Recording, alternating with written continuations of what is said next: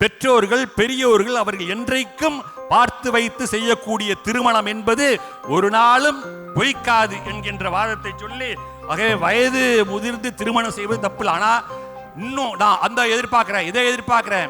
எனக்கு கை நிறைய சம்பாதிக்கிற கணவன் வேண்டும், எனக்கு ஷாப்பிங் அடிக்கடி கூட்டி செல்லக்கூடிய கணவன் வேண்டும், எனக்கு எப்பொழுதும் ஹோட்டலுக்கு அழைத்து செல்லக்கூடிய கணவன் வேண்டும், எனக்கு சமைத்து போடக்கூடிய கணவன் வேண்டும். இப்படியெல்லாம் வேதனாகி நம்ம நினைச்சோன்னு வச்சுங்க, பாவம் அந்த ஆண்.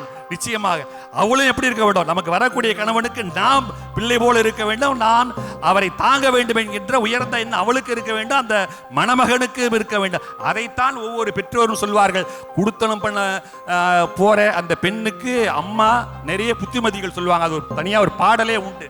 அந்த புத்திமதிகளில் ஒரு சிலவற்றை அவர்கள் கடைபிடித்து வாழ்ந்தாலே அந்த இல்லற வாழ்வு என்பது நிச்சயமாக நிலைக்கும் சிறக்கும் என்று சொல்லி, பெரியோர்கள் பார்த்து வைத்த திருமணம், பெரியோர்களுடைய அறிவுரையின் பேரில் நடக்கக்கூடிய திருமணங்கள் என்னாலும் நிலைத்திருக்கும் என்று சொல்லி வாய்ப்பளித்தமைக்கு நன்றி கூறி விடைபெறுகிறேன். நன்றி, வணக்கம்.